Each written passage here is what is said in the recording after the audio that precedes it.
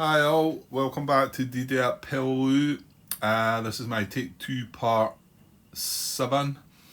Didn't get a chance yesterday. To get anything done, which I was a bit annoyed about. But however, we're here now, and got a bit more time than I might have thought I had. Well, we shall see.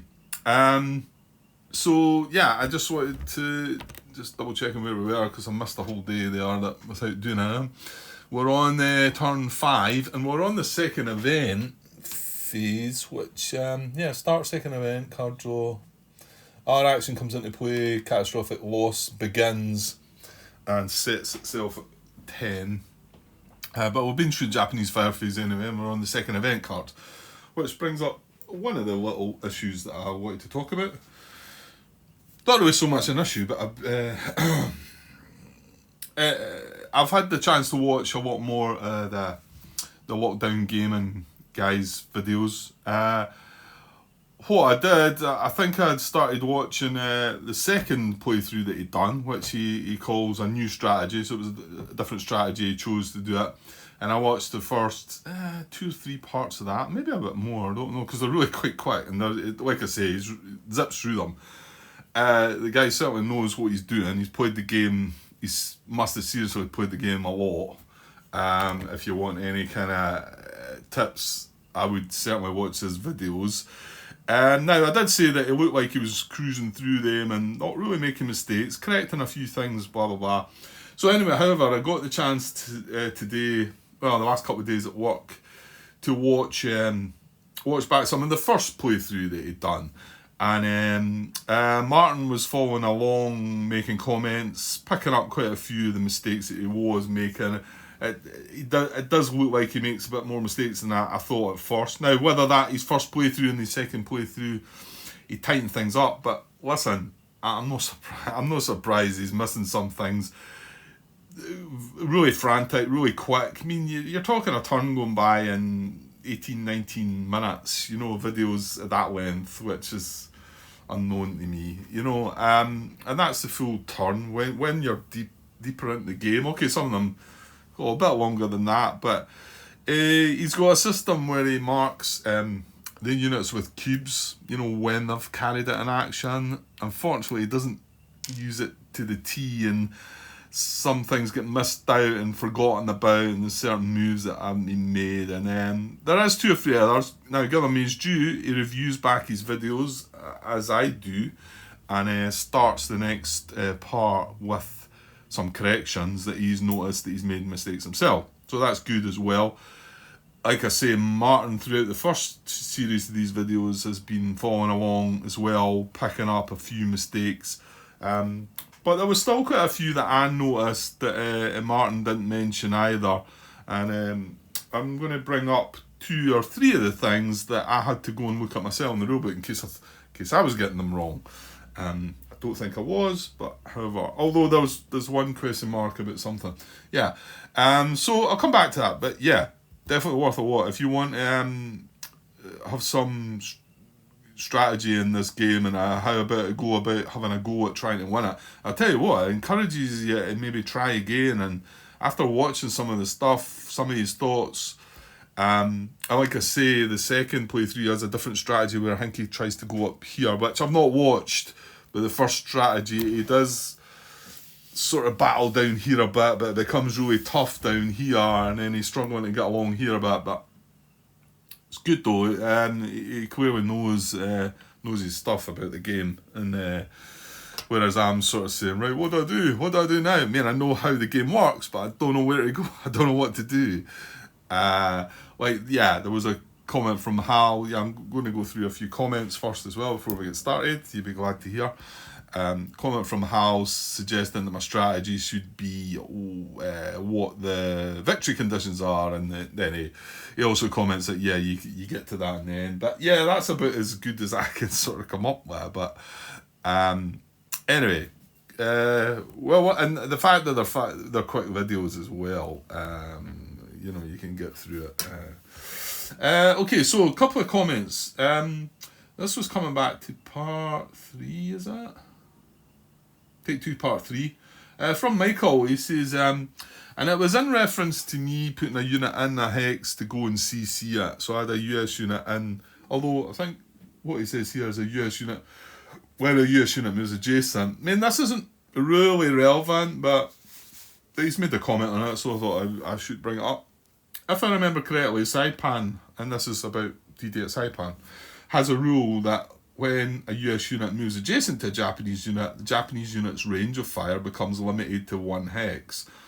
Yeah, I mean, I know Saipan and Iwo Jima introduced some things like that.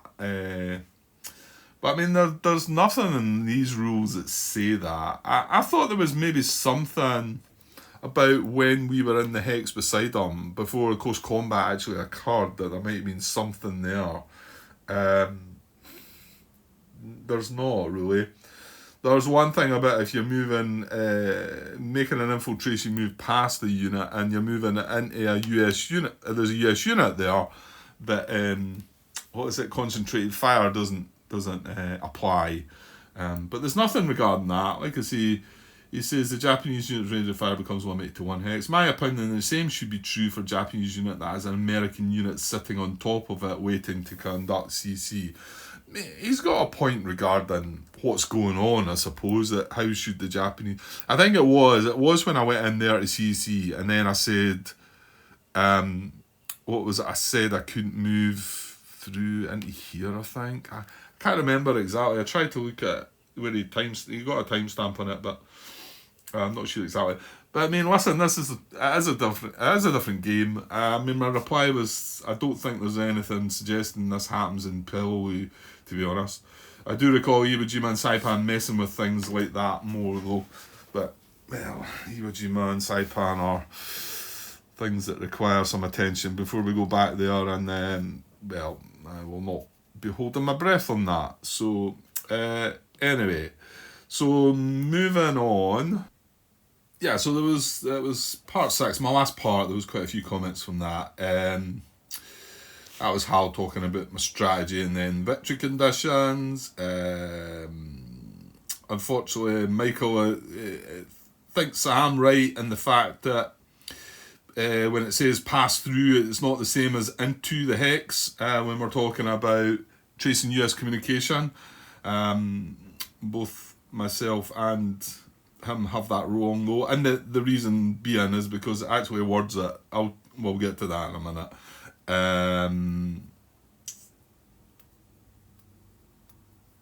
Yeah, it brings up the Saipan rulebook again, but I mean they are quite different. And the thing is, the Saipan rulebook is not really a rulebook I want to go and look at, to be honest. So, and then it was Hal that mentioned this first, Martin also as well, that the numbers, where is that game? I struggled to find it actually. Is it on a chart? Oh God, I can't remember where it is now. I think it's in the rulebook. No, I'll tell you what it is. It's on one of the play reads. Let's hope it's this one. Yes, it is this one. That's Japanese unit defeated 915 or 916, and I was like, what are they referencing and whatever? I'm sure it's something pretty straightforward, blah blah blah, and then couldn't quite think about it. Maybe if I'd spent a little more time pondering. It's the dates, isn't it? Now the US format of dates is the other way around from what us in the UK do it. We would have the day before the month, but the US way of doing it's month before the day. So that's September 15th and September 16th, isn't it? So that's what that means. And both Hal and Martin picked that one up. So thanks for that, guys.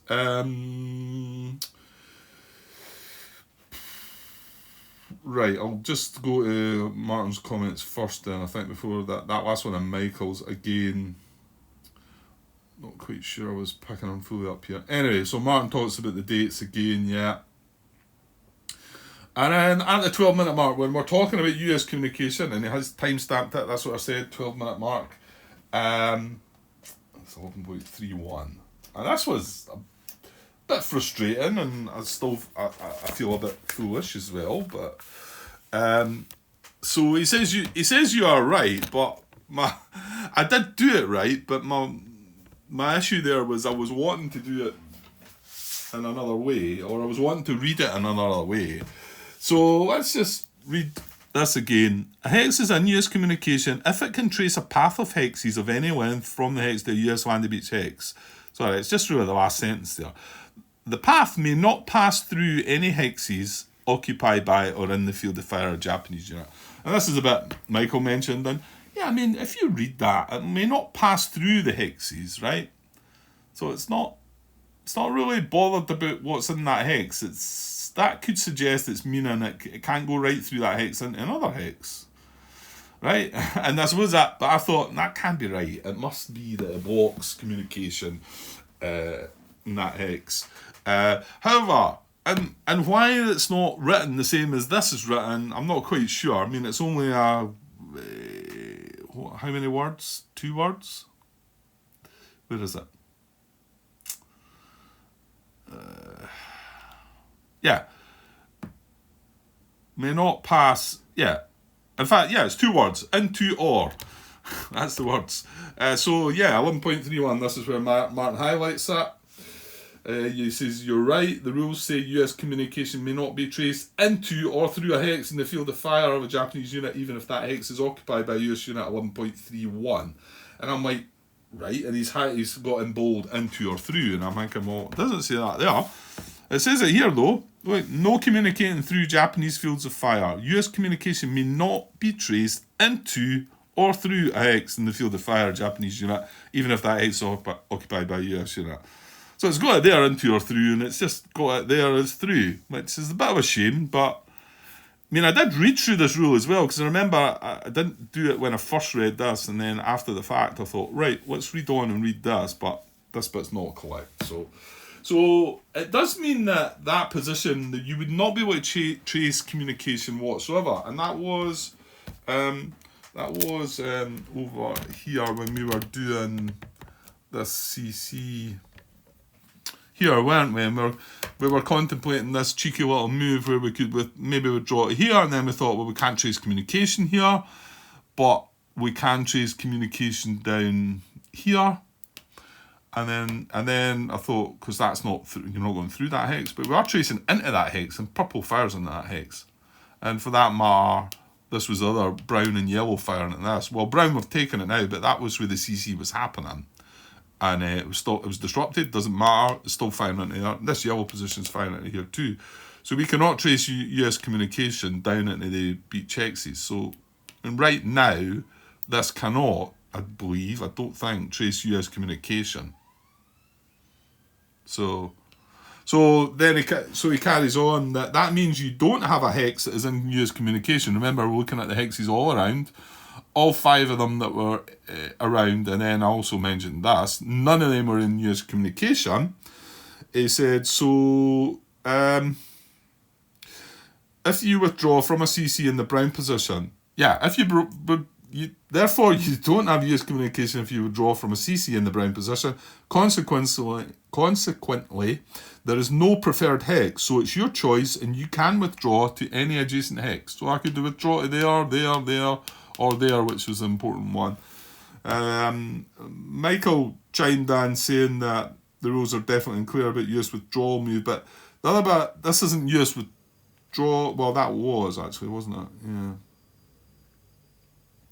It seems that it shouldn't be allowed that way, but there's nothing in the rules that say that. And also, I reference onto the fact that we had this wrong about this communication. So there was no hexes to be in US communication. So, I know he's got his own views on, what was it? A withdrawal into that hex, which he means here, he says, would seem more like an advance. US units haven't even got that far yet. And 3, it's not closest to the direction they came from. Well, I mean, I don't know about that one. Yeah, Martin comes with an answer to that one as well. That's that other sort of clarification, isn't it? Where it talks about. I still find that a little bit confusing. That when it goes combat. No, that's the thing though, Michael. That one's talking about when it ends in exhaustion. When it ends in withdrawal, that's not the case. It doesn't say, it's only the exhaustion one that says that the closest to the direction from which they entered the close combat hex. So I think he might be muddling that bit up as well. But I do talk about that too. So yeah, so we could have done that cheeky little move and withdrawn it there. As it happened, the close combat went fine and we settled in that hex. Right, what else did they have, Martin? Yeah, and he talks about this clarification that I just read. The one that says when a close combat ends in exhaustion, surviving attacking units, right on the top there, sorry, that's a terrible way to come in, are placed in adjacent land hex or hexes closest to the direction from which they entered the close combat hex disrupted. Well, Martin's viewing that as says, I believe that clarification is there for two reasons. So that you don't always have to remember exactly which US unit came from which adjacent hex. Fair point. I mean, if one had came from here and one had came from here, I mean, I would put two little green cubes to say, but who's to say at the end of it all you don't send them back to the wrong hex that they actually came from? But the rules were saying initially that you had to put them back in the hex from where they came from. So it allows you to, you know, you don't have to remember, you don't have to keep memory of, or you really have to write it down. You could sometimes, I suppose, have three units moving in, maybe, you know. Well, maybe you wouldn't go that far, have three, but... And then he also says, and to give you the option to move back to adjacent hexes without overstacking. So it's actually allowing you a little bit leeway there, and the fact that, remember, as we moved that unit up there, and I was worried about the stacking limits coming back, well, that's easing that off for you. So, you know how two units came from that hex into that hex for close combat. So if I had to withdraw them, sorry, no, not withdraw, if we ended by exhaustion, I would then have the option to move just one of them into there and one of them into there, I think. I think that would be allowed. And that's to avoid that from happening. Okay. So, yeah, and my reply to that was,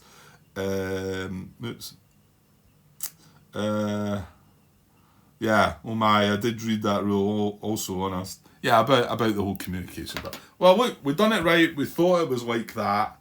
And, you know, no harm done. And we've got the answer to that now as well. Yeah, that's good. Right, okay, give me a second. Right, okay, just a few more observations before I carry on with actual gameplay. Again, this is from watching the lockdown gaming guy. So yeah, some of the things he was getting wrong, Martin tried to highlight it to him. I don't know if he gets to it eventually or maybe in his second playthrough. He's disrupting units when they're hit by mortar fire or artillery fire. Martin tries to tell him early doors, I think, that they don't get disrupted from that fire. Which is right, so that was one of the mistakes he carried on. I mean, obviously that was hurting himself quite a lot, really. Yeah, there was a few errors creeping by as well. But one of the ones I seen, and it was the CC reinforce, and I had to go and look up the rules for this again as well. CC reinforce, when you drew it, maybe got one there. Yeah, we do. So we've got one card. This is in the discard pile here. So you're doing close combat. Now, if the Japanese draw this, then if they've not got a depth marker, they'll get a depth marker, and they'll get another Japanese card. So they get two things out of it. If they've already got a depth marker, they still get the card, right? And they just don't get another depth marker. Now, the rules used to be originally that when you drew this from the US side, that and it had a hit on it. So let's say we're fighting in a yellow position. That when you do this, it has a hit on it as well. Then basically the hit and the reinforced event offset each other, and you treat it as no event. So what that's saying is, if it didn't have the hit colour on it, and you drew this for the US, this would give the Japanese a depth marker and a card, right? And I still wondered about that still applying, and I'll tell you why. Because my rule book, which we know is out of date, has the word on, if this event occurs during US card play and the card is a hit, the hit and reinforced event offset each other, treat the card as no event and no hit, right? That's what my rulebook has. Well, the most up-to-date rulebook that you can download has exactly the same word in there. So, and that's what threw me a little bit, because, and that's why I had to come back to the addenda here. Now, this addenda was in 2016. So, the latest rulebook should have, this must have got missed out from the latest rulebook, because I'm pretty sure if I look up any of these other, I'm sure I've looked up some of them. I mean, whether they're not all been updated in that new set of rules or no, I don't know. But everyone I've looked at, I think I've found that it's been changed in the latest rulebook that you can download. However, the reinforced event is not. So here is the rule for it, 8.7. This is an adjustment. Because I mean, these have all been changed in the new rulebook. You know, all the victory conditions. Remember, they're not my old rulebook, but I'm talking about the digital version that I've got that I downloaded. The latest one you can download, but this has not been updated. So it says here, and this is how it happens: reinforced close combat event. If the US side reveals the card, or if the Japanese unit is out of communication, treat the reinforcement event as no event. If the Japanese unit is a tank unit, draw a card, but the unit does not receive a depth marker. So it doesn't matter if it's got hit. It's just saying if the US side reveal the card, you treat the reinforcement event as no event. So there we go. So yeah, and he was doing that, and I thought, wait, now is that right? And then I was getting confused myself a little bit. I'm pretty sure we've not come across that yet. I think I would have been told if I got it wrong. So, but I'm pretty sure we've not had a reinforce yet at all. Anyway, so good. Right, but the 2 or 3 other things that the guy was doing, I had to go and check on again, and I'm sure I'm doing them right, and he was doing them. He must have been doing them wrong. Well, it surprised me a little bit. Like I say, that first playthrough, it looks like. Maybe he's still been, well, I wouldn't say he's been learning, because it looks like he's been playing the game forever. So it was the second event, and he must have just made a mistake with us, because he said it started on turn 6, and I had to go and check, and I mean, there it says skip on turns 1 to 4, and it's got on the turn track there that it starts on turn 5. So he must have missed a second event card on turn 5 in his first playthrough. I'm pretty sure that was the case. Now, I'm not going to sit here and bring up all the things that he maybe got wrong here, but I had to go and check that myself, because I thought, because we are in turn 5 right now, and we stopped. That's exactly where we stopped. So that's what kind of brought it to my thoughts, and I wanted to double check that we are going to draw a second event. We are, and he must have just got that wrong. Right, but the two other ones that he was getting wrong. He was firing with, well, it was amphibious tanks, and he was firing them through the brush and cutting them in half their strength. I mean, it definitely does just say here, and this is a chart on the map, brush, half the strength of US infantry conducting range fire through intervening brush hex. So I did sort of wonder if it was maybe these amphibious tanks were not as the normal tanks that are here. I mean, these are not amphibious tanks. But there's nothing I can see, so I don't think these get... And I just want to leave these thoughts here in case I'm getting it wrong and he was getting it right. That if this fires through brush, I'm still... right now, if it was to fire at this height through the brush, it would get 3 strength. That's what I would be giving it. And then, however, if this guy was firing through the brush, he would get 2.5 strength. Because he's infantry. I mean, this is not infantry, right? So I just think he was getting that wrong. And then the last one was the machine gun fire rules. And he got me in a tizzy with that one, because he was... Well, first of all, he said that the machine guns can't hit armour. And I think what's come up... Remember these charts? These aren't the official charts, but they're taken from the official charts. So if we just go up there in the machine gun fire, there, it's priority 3, this, remember. And this is just this is just an enhancement to the fire. The machine gun fire is just an enhancement to the actual fire that they do. This was my belief anyway. And I just want to leave this here just to make sure that I am right with my thinking of this. I'm pretty sure I am. But what he was doing was saying that the machine gun fire couldn't hit armour units, so you had a position with an M action, and he was also missing out the fact that it's adjacent to intense fire, not steady fire. I want to say Martin might have mentioned that in a comment to him. But I mean, it does say here non-armoured US units with the target symbol are disrupted, and that's if it's a revealed position, and non-armoured US units with the target symbol lose a step if it's unrevealed. But that's just for this. I mean, if you get yellow, have we got an M there? There's a purple M. Right, if we get this fire card here, but we have no purple position that we can use. Yeah, we have. If we get this purple M here, so we're looking at this guy. So this guy can fire 1 machine guns, right? The first thing he's won is priority 1, which is intense fire. So please tell me I'm right in saying that the first thing he's going to do is look to intense fire hexes. He's going to hit both of these, basically, and that's his action over, right? If these weren't here, right? Well, I don't want to move them away because I might make a mistake. If they're not there, well, he'd be shooting this guy. But let's say these 3 aren't there. Then he's looking into here. Now, this is in steady fire, so he's looking at... there's a diamond on the card, so he's going to shoot this guy. That's going to be one of his 2 hits, right? Then he can look... Let's just say this guy's in here, right? That would work.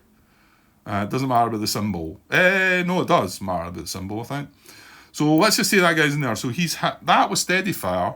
There's nothing else to do. And remember this, that's his priority 2. So he then looks priority 3. And the machine guns extend 1 hex beyond intense fire. So this is in machine gun fire range. So then we look at that table and it says, if it was an armoured unit here, yes, it wouldn't be hit. But because it's non-armoured, and because this position is unrevealed, that's going to lose a step. It wouldn't be disrupted, however, in this case, just lose a step. Now, if this was revealed, that wouldn't lose a step, it would just become disrupted. So, tell me if I've got any of that wrong. Oh, God. No, he was there. He was there. Yeah, because he was in the intense purple, wasn't he? Yeah. And he was getting that all differently. He was basically ignored these intense fire and he just stretched out these machine gun fire. That's the time I was watching it, concentrating on it anyway. So, okay, right, I think we're done. I wanted to leave that one in there though, just in case he was getting something right about that and I was missing the point. But then again, that's always the way I've done it, and I would have done it like that, and pretty sure the rules are pretty much the same regarding machine gun fire and Tarawa as well. So I think I would have been pulled up by now. Okay, can we do something, Grant, please? Yeah, because we've got a US action phase where what's the things to do? Which I'm going to be like, what do we do? Okay, so we've got an event, second event to come though. So let's do that. No, the cards are down here, Grant. So second event, and this is turn 5. Here we go. Oh, that's horrible. That's not how we wanted to start things back, is it? Add depth marker to 2 Japanese units. I heard that guy saying actually he reckons there's only 2 of these in the deck. There's only 2 of these cards that have 2 depth markers in the deck. Right, okay, well, right, so, well, my guess is he's getting one, and we've just put him down. Has he got no, he's not adjacent to the beach box though, Grant. Well, mind you, there's 2, these have all got depth. This guy's not got depth. How did that happen? I mustn't have built it. Is this still here? Was that the event? The first event? Yeah, it was, yeah. It does say it lasts till the end of the turn. Right, this has got depth. Sometimes you can't see it on the video, but well, I'm sure you trust me. These have got depth, that's got depth. This doesn't have depth, and it's adjacent to a beach landing box. So I think maybe... Why is that disrupted?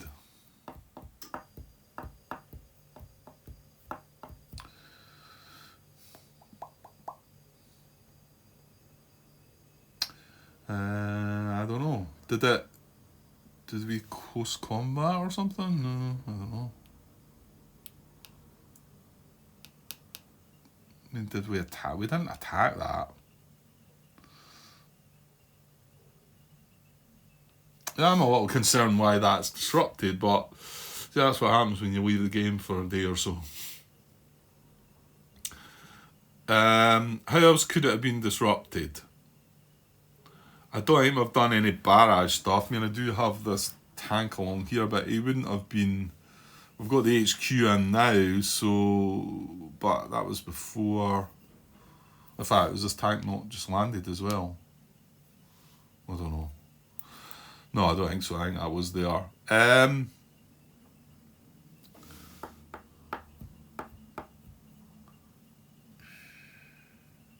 Brown's not on the fire card, right enough.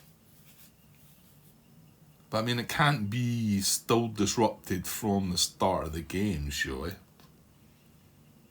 Right, I'm gonna have to find out. That's bothering me. That took a bit longer than I thought. Well, my, this has been disrupted from the beginning. The other brown position, because I thought, why is the other brown position? Well, that was the one that was here, and that must have been disrupted when I think, yeah, we moved in for close combat and hitting a winner. So these were disrupted from the beginning, and this brown's never came up as a fire option on the Japanese fire card. So that's why he is where he is. Okay, so and he's obviously not had depth either, but that's not unreasonable. That's fine. I just wonder why he was disrupted. So he's definitely one of the first targets. Closest in the hex is to a US unit. Then in a position adjacent to US landing beach hex first. Sorry, US beach landing hex. So I'm going to give that guy depth first. And just because he's disrupted is not a problem. Yeah, because we don't even know what that is, but I mean...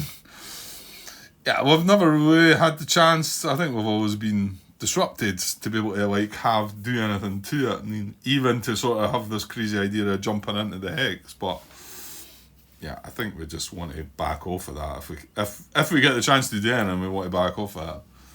Well, actually, we should get the chance this time, eh? Yeah, because none of this guy should be able to move. Well, it's an action, mind you. Well, unless he goes into there, it'll be a free action, but ideally you really want to come back to here if you can. But we've got the HQs in now as well, so we might be able to spare the action to try and save that guy. The guy that should have been sitting in here anyway, or maybe further on now because of that blunder. Right, we've got one other depth marker, so... Well, I suppose it could be this, but this isn't a beach box, is it? No. And neither are these three. What was that? Alright, okay. So yeah, I think it's between that, and then it'll go to what's number is it? What's ID number? That's an 8, and that is that's a 2. Yeah, this actually I'd prefer it to have went there, wouldn't I? Because this is disrupted again. This guy, I've not had the chance to get out of that purple position. That's been cruel there. Yeah, it's going to go there then, isn't it? That's annoying. Because if it went here, to be honest, we've got a force to be able to attack this anyway. But this, we've not. And now it's going to get 2 shots at us next turn. I mean, yeah, I can get better positioned. I can hopefully get somebody into here now to... Or maybe more than somebody, actually. Is that intense purple it's in? Not be intense there though, is it? So we can actually go 1, 2 into there if we wanted to. Oh no, you can't. That's jungle. Yeah, you got to watch that one, didn't you? That's a jungle hex. So you've got to stop when you enter it, so you don't get to move. So And this is an intense, so the only unit that's going to be able to move into that hex would be this guy. And then you've got to hope that the diamond doesn't turn up. Anyway, that's another depth marker, Grant. Let's move on, please. So for this purple position, and he's getting it close, and then he's adjacent, but that's a lower number between the two. Right, that's the two depth markers. Not good. Right, we skipped the US HQ phase on 1 to 7, so we're on the US action phase. Right, okay. Let's disruption wise, these are disrupted. They went in the CC, didn't they? And then this guy under here is disrupted. Yeah, that guy was using little cubes, which is not a bad idea, but not easy when you stacking, because they're in that situation there. We know that this guy's had an action just to remove his disruption, but if I put a cube on top of this, then that's why doing it the way I do it, it makes it clearer anyway. But it's hard to follow him because he moves that quick that you're not sure sometimes, and then he forgets to put cubes sometimes, and it's a bit frantic, like I say, but still interesting to watch for sure. Yeah, and this whole action phase is about, yeah, it's about, oh, God knows what it's about. Trying to manoeuvre myself. This going here was horrible, wasn't it? Just when we'd be ready probably to set off towards that now, but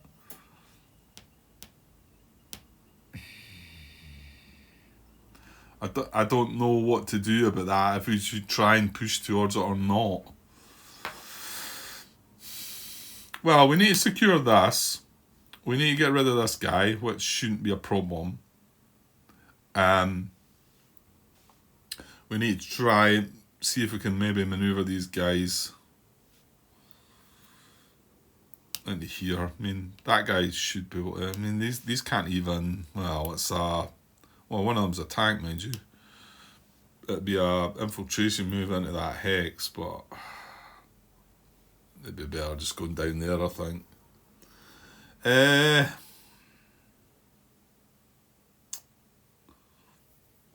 think I'm probably better pausing and thinking about what I'm going to do. I mean, this one's should be simple enough, shouldn't it? It's Browning and mortar. None of these guys have the mortar. But I mean, this guy on his own could take it out, or yeah, there's no ors, I don't think, Grant. I think it's this guy on his own.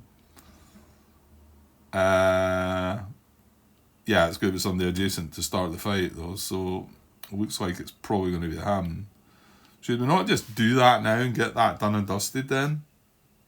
Just feels a bit of a shame I'm having to use a full strength ranged infantry unit to take this guy out, but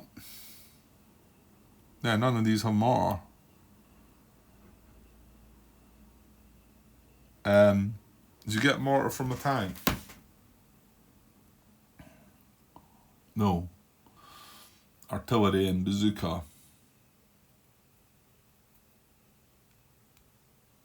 Yeah, so I actually don't think there's an option. I mean, yeah, I could use one of these and somebody range, but that seems silly, so I think I'm just as well using that guy, haven't I? And I don't want to not take it out, because we want to move somebody into that position.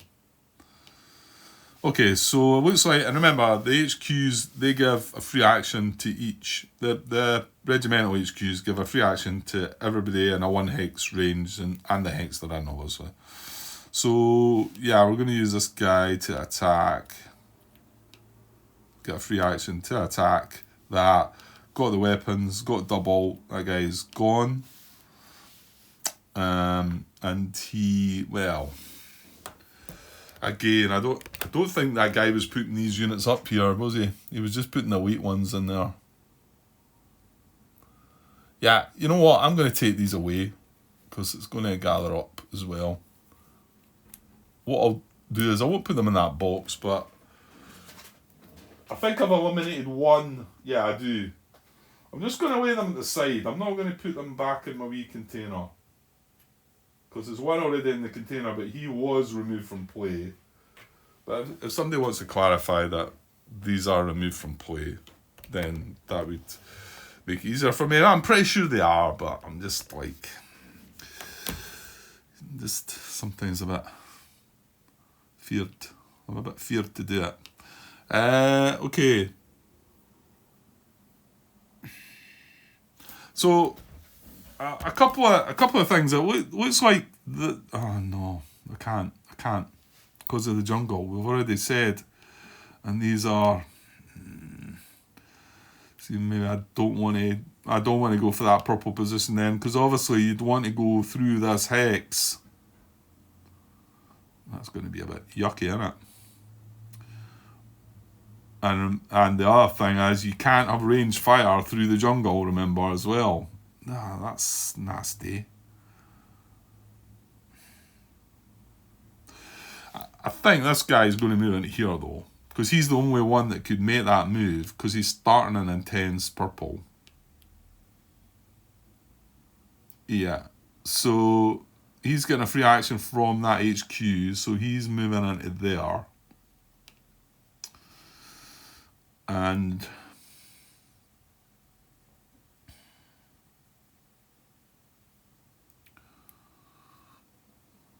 yeah, they're probably moving into there, aren't they?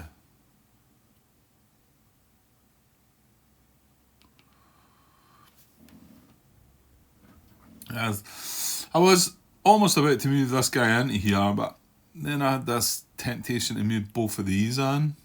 And hold on, they're not getting a freebie grant, are they? No. Into here because... well, no, I suppose... nah, yeah, but he's got 2 strength grant. Well, does that matter? What I'm meaning is if purple fires, it's got depth now, remember. If it fires... and I did put this guy into here. He's one of the ranged, the heavy weapons ones. Then it's going to hit... well, it's going to hit him, definitely, and disrupt him. But if it happens to be a diamond... oh no, this is an intense. So it won't hit that guy. Well, that's fine then. That's fine. So we're definitely going to have this guy, aren't we? And then we can... no. Well, this tank could help as well. And in fact, that tank could help. Yeah. I was contemplating moving the HQ into there, though, and that goes away from there. Well, I could move them along, can't I? I can move them along. Yeah.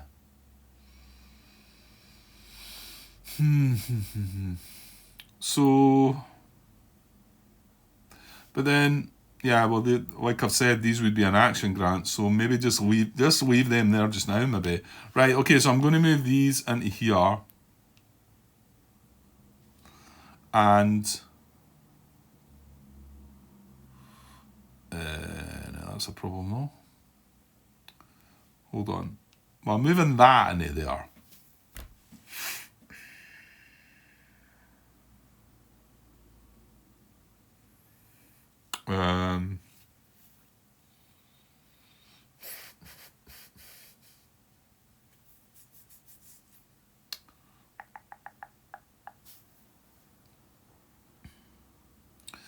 Well, let's see. Actually, that tank can move up there, can't it?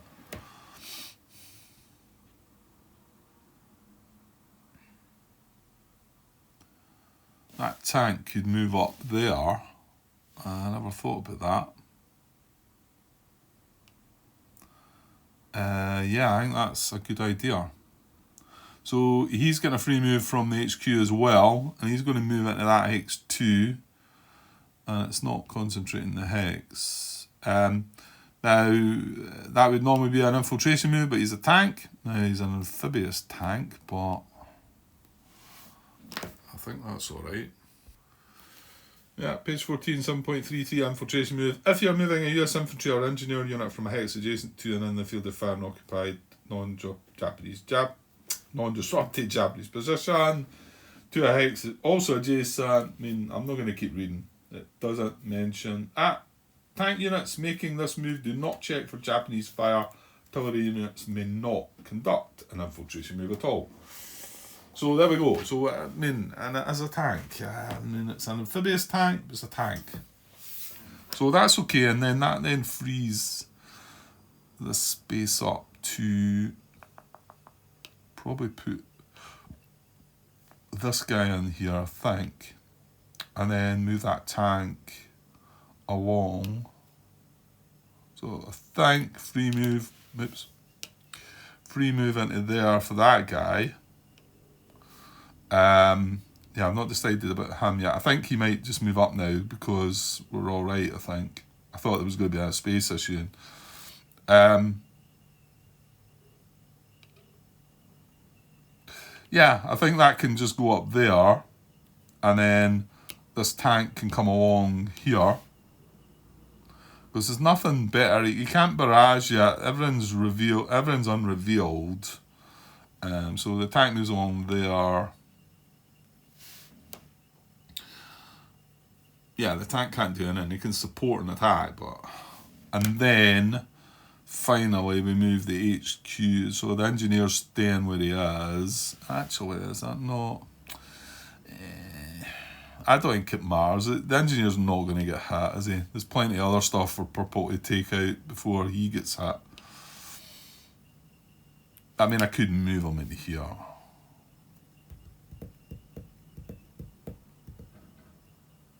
Nothing's landing, so I don't really see the issue. So then I'm going to move the HQ into there.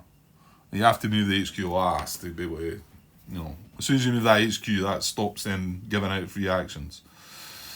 But we've moved everybody apart from the engineer. But I don't think. I mean, this would be overstacked. So would that. So the only place I can move them.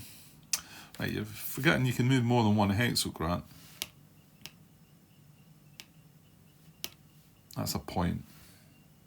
I think in here where we are though, this is in intense purple. So I need to stop as soon as I hit intense purple. I need to stop. That's jungle, so we need to stop. But I could move into here and carry on moving into here, for instance. But then where do you go? Into here, you don't really want to do that, do you?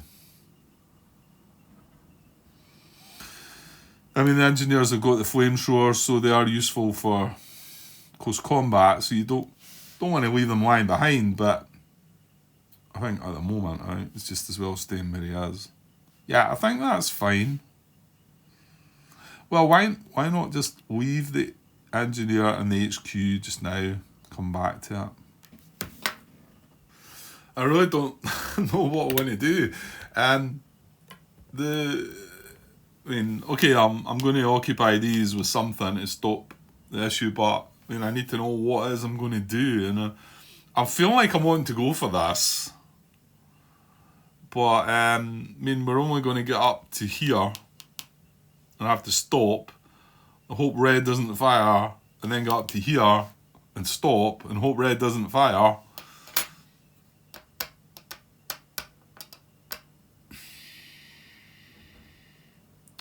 And, well, you want to keep away from the purple as well. So ideally, I want to come up. Well, no. I'm going to have to go in that purple there, I'm going to have 2 units. Well, probably more than, 4 units going up there, I think. So they probably need to be with headquarters. So, this guy right now could go, but then am I ready for that? Maybe I should move into position first. Because this could go 1, 2, 3 and get in position. Is that right? Yes. But with that, And it would be good to have somebody ranged as well. This guy along here. He's got to stop in there, and he's got to stop in there. Well, what about if he moves in there just now, and then next turn 1, 2, 3. We'll sort of set things up here, right? Hold on then. Let's try and set something up. Do we have another? Here's another range guy. The back here. That's not. That's pretty good. Okay. Okay, hold on. Can he go 1, 2, 3 into there? He can, can't he? Then again, you're putting him in here, and then you're going to move him on, though, Grant. So you need to be able to fill the gap there as well. But then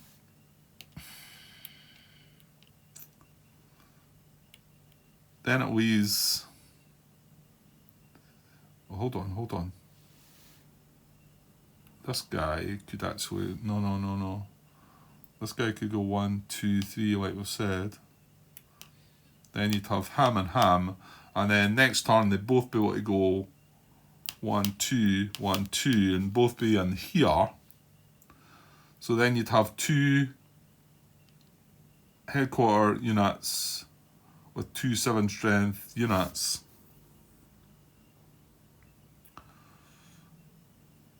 I think we want one more as well. So if somebody else was sitting here, one. I don't want to go across to the purple and have that odd risk of purple hitting the symbol. But I need to be, if I'm going to put, I need to put 3 in the intense, don't I? Well, hang on. You could go up here.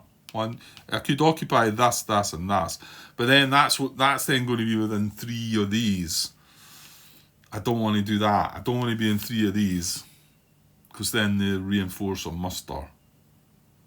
So I think I'd probably take a chance and maybe put. Okay. Oh my. Right. Here was the other one. Right. Let's do. Yeah, no, he's a infantry HQ anyway, Grant. So let's do. What I mean, I'm putting them in here though, but I'm gonna have to. Yeah, but I don't want to put them in steady red just yet, as well. So let's do that. Let's do 1, 2, 3. And well, that was a free move. It was beside the HQ as well. Is there another one here? No. An HQ, but. So he's in place, and then this guy can go 1. Oops, he's flipped. Yeah, this guy can go 1, 2, 3 as well, into B7. Or.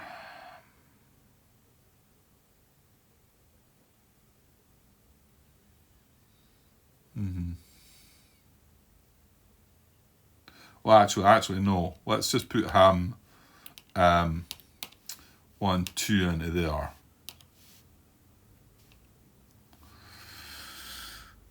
And put this guy into there. Is that right? Then you've got 3 of them. And then you go 1, 2 with that guy, 1, 2 with that guy, 1, 2 with that guy, and he's risking it in the purple. And then, if it all goes well, you put the 5 strength one on, the other guy on, and you've got the guy sitting at range. I mean, you don't need all that for it. Just, if things get hit, I'm thinking. I mean, he's not going to get any enhancements from the position.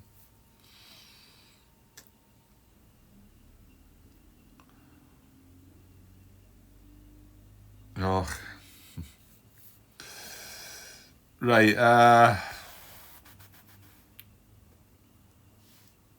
right, okay, I'm going to move that into there then. I'm thinking about doing that, I suppose. Well, I suppose if I'm positioning them there, that's what I'm going to do. And then, well, over here, hopefully we might get at the purple position here next turn and this purple position. Well, we'll hopefully get an attack on this purple position, which has been enhanced with depth, and hopefully get something in there, and then obviously we're going to have to risk putting these two in here for arranged. But I'm not going to put them in just now, obviously, because that's kind of silly, isn't it? Okay. You've got all this stuff behind, though. It's just going to be sitting doing nothing, isn't it? Well, some of that, I mean, you don't need all of this going up here. Admittedly, at this moment, I want to make sure I get to this. But then some of this can come up round here a bit. Well, certainly into here. That I'm wanting to move into there next turn.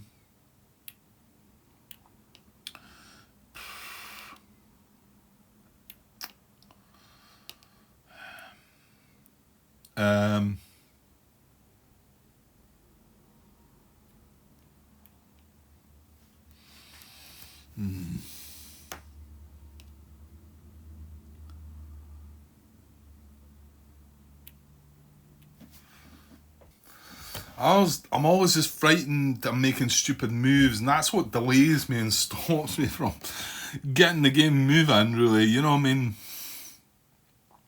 I'm sitting here thinking, right, we can get something out of there. What is it going to be? Is it going to be this and this? Or should I team up this infantry HQ with it? Probably. I think I should. So I think that should go in there. And then that should go in there. Because I think this HQ is going to move maybe that way a little bit, but if he's got his infantry HQ with him, you know. Well, can't do anything with this. See, that's this thing, I can't. Well, I could move. I've got space here for things. 1, 2, 3. And I could even bring that guy and that guy along into there. Because I don't need all this force going up the middle. Like I say, we do need to secure these positions, but so if I move him along there, he's getting a free move from that HQ, and he's moving into another HQ's, and then he could get a free move from the HQ and go on and join that guy. Let's try that, I suppose. So 1, 2, 3. That wasn't moving through anything, just brush. And then remember, I've still not moved this HQ, so I'm pretty sure it's definitely going in there, isn't it? In fact, let's not muck about anymore. It's going in there. So that's got everything covered there nicely, isn't it? Now this HQ can move a little bit. These guys are fine on their own, so that's okay. So we can move away. It might maybe move into here, or see, yeah, these two are on their own, aren't they? Now these aren't getting actions, Grant. Remember, this would get actions, but we don't really want to move that. That's an engineer. That's a tank. Yeah, what about the tanks? What are the? Well, there's nothing revealed, is there? Not at the moment, but there might be, Grant, soon. So why not? I mean, that's 1, 2, 3, 4, 5, 6. 1, 2, 3, 4, 5, 6. However, 1, 2, 3, 4, 5, 6, 7, 8. So if he was moved, that tank was moved into here, maybe. 1, 2, 3, 4, 5, 6. Then he's got, because as long as he's in command of an HQ and something's in the field of fire, I think that's how it works. So that's a good idea. And we've got another tank down here if you want to consider this stuff along here. So that looks like, but he's not getting an act. Right, that's a possible action then, isn't it? So that's a possible action, moving that into there. The flame sword guy.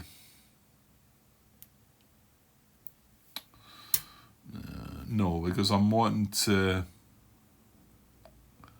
I think the most I'm going to move the HQ is to here, I think. So, well, do you not want to keep that? Well, but I'm going to have to fill some of these gaps. Right, come back. Let's come back here again. So you'd like an action on this. Not as fussy about the A2, to be honest. Yeah, because they're only going to be able to move to here. He's going to get to move to here and then hopefully be in command. But he needs to get lucky again next turn. But brown's still disrupted, strangely enough. Blue's away, so it's only purple, really. Well, yellow steady, but... you know, it is only... So, but... What are you going to do here, Grant?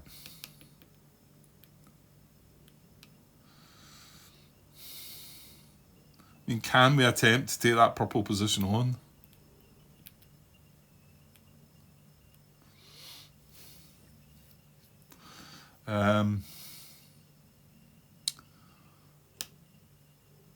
It's not the worst hex to go into, I suppose. But here's the thing. If you're going to move this guy, move him into there then.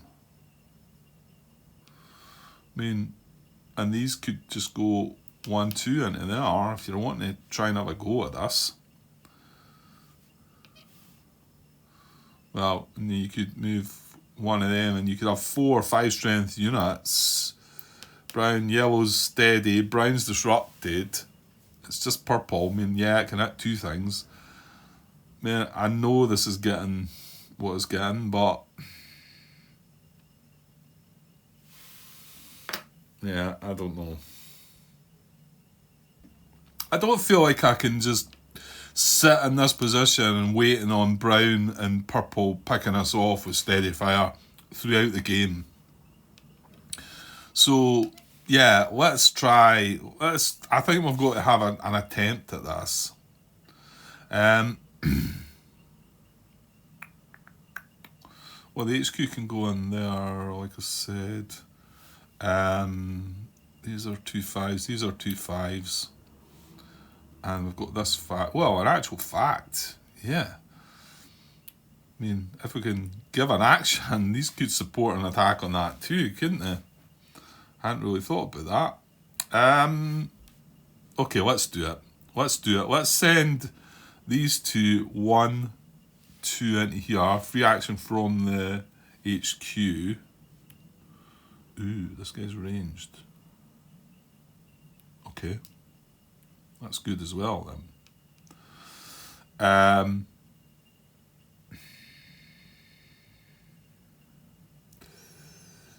Yeah, to be honest, I'm as well putting both of them in there though, am I? And bringing that guy back. So, ooh, that's better though, isn't it? Because that wouldn't be firing through the brush. Well, hold on here. Hold on. No. Firing from here at that guy is not going to be firing through brush. Not according to the example in the rule book. That's the one that Tim brought to my attention. Oh, you know what? I'm not going to look it up again. That's well, I feel like I have to. Yeah, it's hex 0416 and it's attacking hex 0318. 0416. Where's that? What the heck is that? 0416 is now hang on, what you leaving here, Grant? Right, that's, I think we're moving them to there. 0416. Oh, it's here, it's along here. So they've got an attack from there to there. There's an infantry unit there attacking, and then, is it? Yeah. There's a 7 strength 2 range infantry unit there, and a 7 strength 2 range infantry unit there, and there's a red Japanese position occupied there. This attacks for 7, this attacks for another 7. And you can see it's going right down the spine there. This is clear, this is brush. They give them the full strength. So that's good enough for me. So if I'm firing from here to here, at range, I'm getting the full strength. So this guy can do that. That's where the HQ is, right? Okay, and then we've got that tank in there as well, though. Well, the tank can. Well, let's just double check.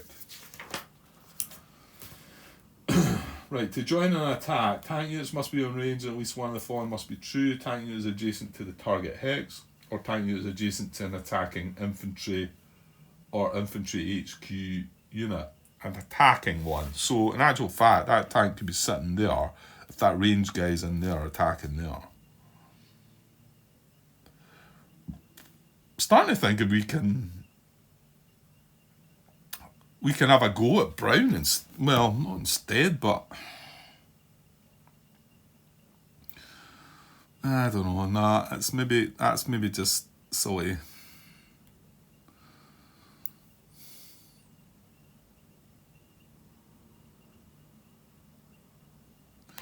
I mean, right now, what could I do to Brown? Well, what we've got, this is too far away. I've nothing at range, have I? I moved these guys from. I can't remember now. No, it wasn't from. Was it there or there? Maybe, and I just moved them into there, didn't I? I'm pretty sure that's still happening. That's fine. Yeah, I'm just going to leave them there. Yeah, I think they were there because they got a free action from the HQ. That's right. So I've nothing else ranged apart from this guy, who needs to be at range 2, and this tank. So yeah, I mean, yes, I think I could attack this Brown position with 4 strength and get support from this tank for another 3, I think. But I mean, that's 7 strength.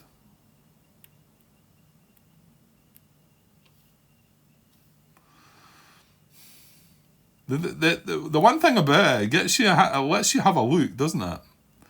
7, this is, but I mean, he is, well, you know what? He's disrupted. He's got depth, so he can't gain depth. He can't lose his disruption through this. You know, the worst case is that if it was a unit, an unrevealed depth marker, I mean, attacker's disrupted unit is unrevealed. I want to say it's just adjacent attackers, though. Yeah, they become unrevealed. Well, hang on, no. Hang on. If we don't have the weapons, yeah, they could become unrevealed, couldn't they? But we would get to have a look. And I do want to say that attackers disrupted is only going to be units that are adjacent that get disrupted. So it wouldn't, for instance, if a tank was joining in there, it wouldn't disrupt the tank. It would just disrupt these 2 guys. So 2, 4. Is this silly? It doesn't really mess with the other plan about setting things up here, right? Well, the only thing it does mess with is I think the HQ is wanting to move. Yeah, the HQ is wanting to move into somewhere else, away from the tank. So it means the tank's going to be out of command then, which is not great, I suppose. So if I had an attack of 7, if it's a 2, gets doubled to 4, we've not got double. Yeah. You really want that magic number 8, don't you?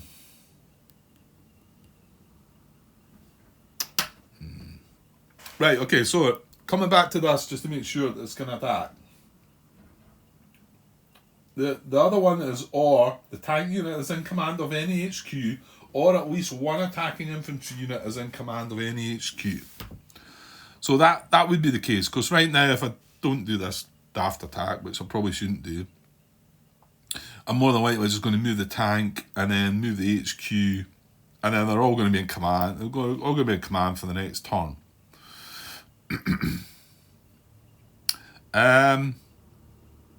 Okay, so that kind of means, yeah, I've got to give this guy an action. But yeah, I suppose this would be an action if you did pull this one And then that would be an action. And then do I not need another action? Well, it was just to move that tank. But it seemed like a good move. Get him in there. And then he's in range of that, and that. How important that is, I'm not so sure.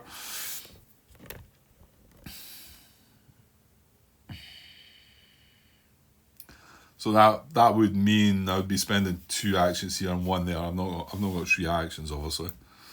So maybe this is daft. Well, you know what? You could leave these guys here. See what happens. Right, I'm going to give these an action to move into here. Free action. And then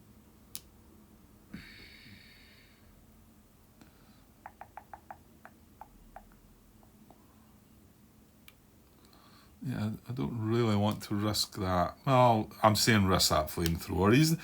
There's plenty of stuff to get hit before that, Grant. That's the thing.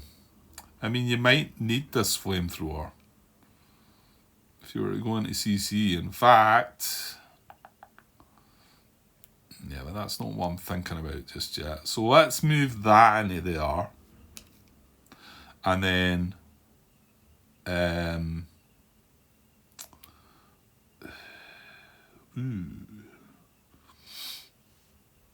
can we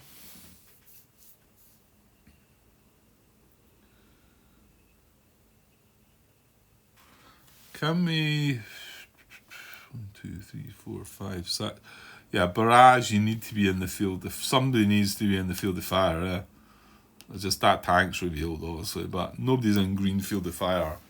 Pretty sure that's right, isn't it? Somebody needs to be in. The infantry can be spotting for it, but it needs to be in. Was it teleconductor barrage? A tank unit occupies a hex in the field of fire, or an undisrupted infantry or engineer unit occupies a hex in the field of fire of the target hex. Need to be observing. They need to be in command in HQ. Which I think the tank being in command of HQ would be fine, but nothing's in green anyway there. Okay. Well, this tank's possibly likely to do something. So, what was I going to do? So I'm going to give him an action and move, I think. And then... So I'm just going to pull the tank in here then. Is that... 1, 2, 3, 4... Yeah, I mean... Well, you can't range fire through these anyway, can you? I'm assuming that's everybody. Jungle.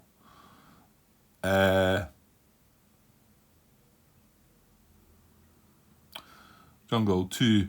US infantry may not conduct range fire through an intervening jungle or mountain hex. Alright, okay. So tanks can fire through jungle as well. Ooh. Oh, that's interesting then. Ooh, could I not have set a tank up better there?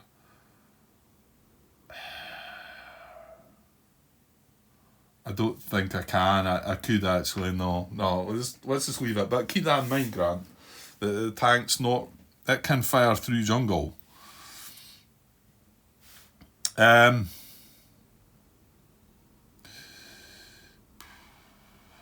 I don't suppose it does matter then. Could just go... Well, it can't go in any of these hexes anyway, Grant, because it's overstacking. So...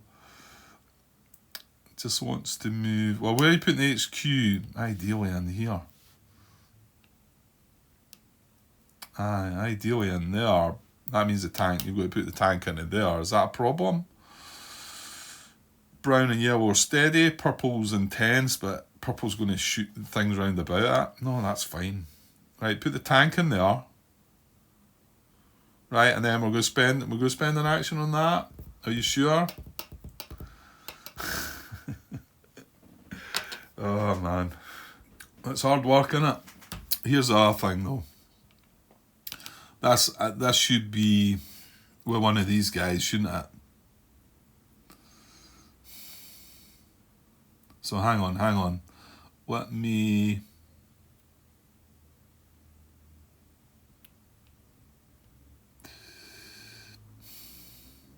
Well, should it? I mean, there's less chance of a hit with these. That's the thing, yeah. That's 2 circles, but that doesn't matter, Grant, does it? These are around 10s. That was clever.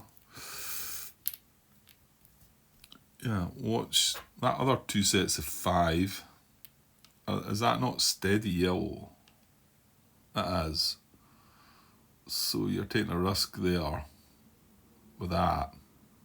Right, where did they come from? They came from there, didn't they?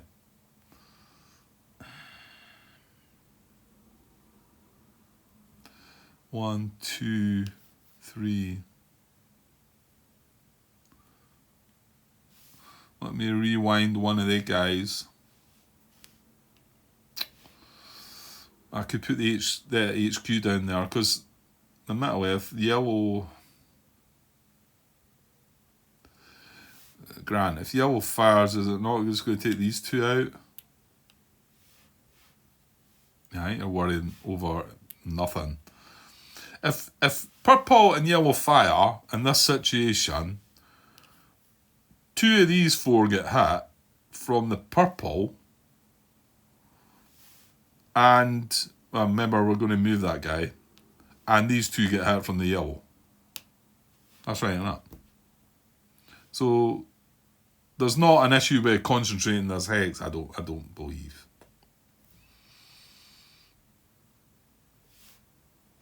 But then again, you're going to sit there next turn and maybe attack and then be sitting in the concentrated bit. Whereas we could replace that with that.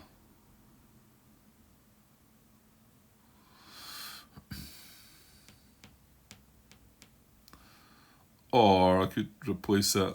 Let me put that back. Or I could replace it with that engineer unit. And leave that guy there. The engineer unit was here, wasn't it? So he could move up to there. This could move into here. That could just stay there.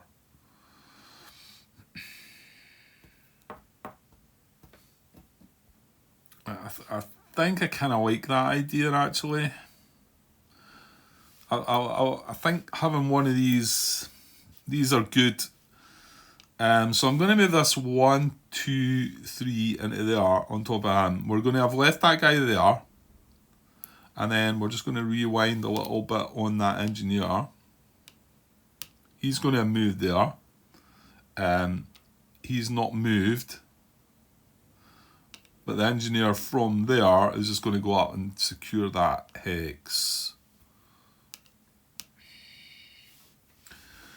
Right. Yeah, I'm going to give this an action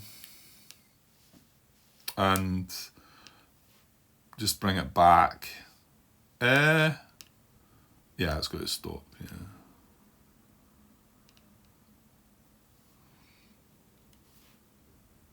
Yeah, I'll just do it like that. I mean, it's an action anyway. So we've not moved him, and then yeah, and then I'm going to move this. Oh, can I? Yeah, I can move it through this hex, can't I? Yeah. 1, 2.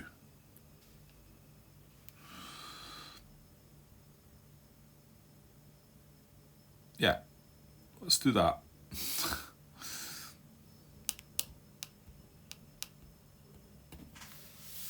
Is that alright?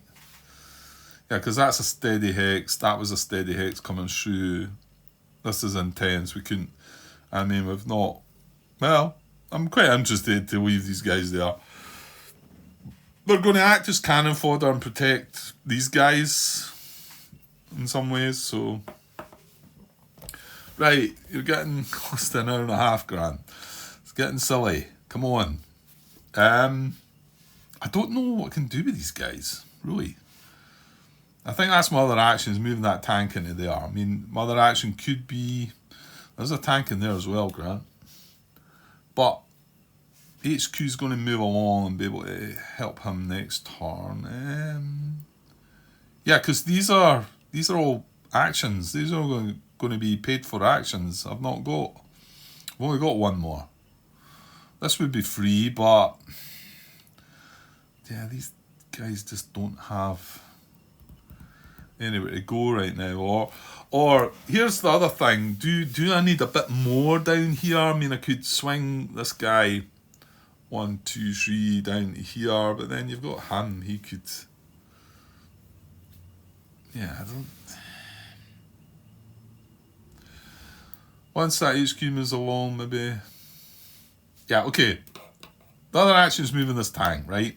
So 1 and then 2 into there.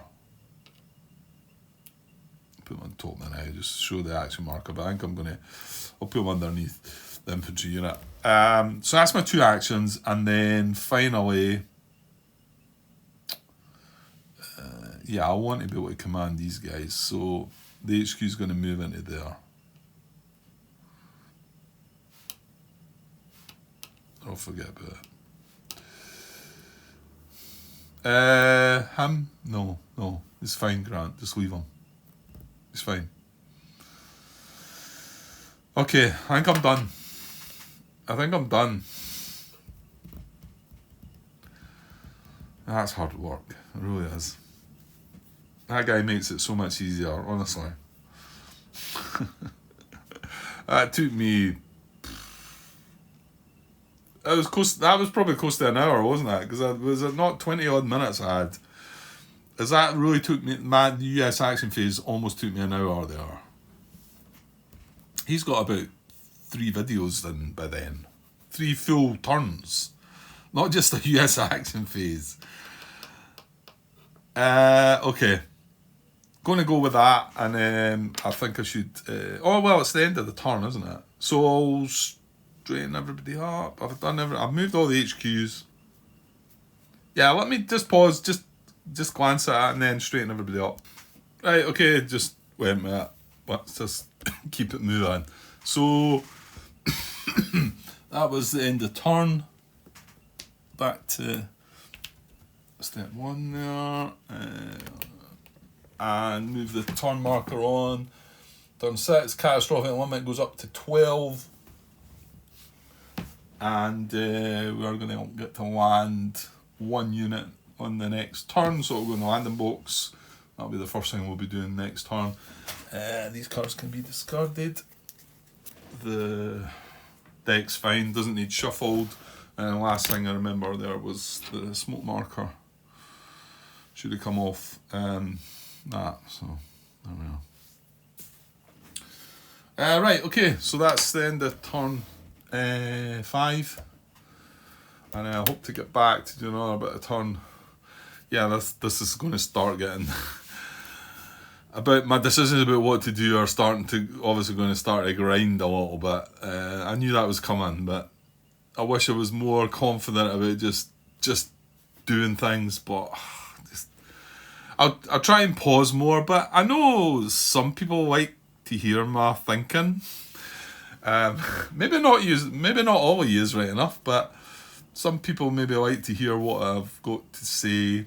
But I could still pause and then, then hit record and then say it, rather than maybe have the recording where there's just all you can hear is the cogs turning rather than me actually saying anything sometimes. So I'll try and do a bit more of that. Okay, I'll be back later. Cheers.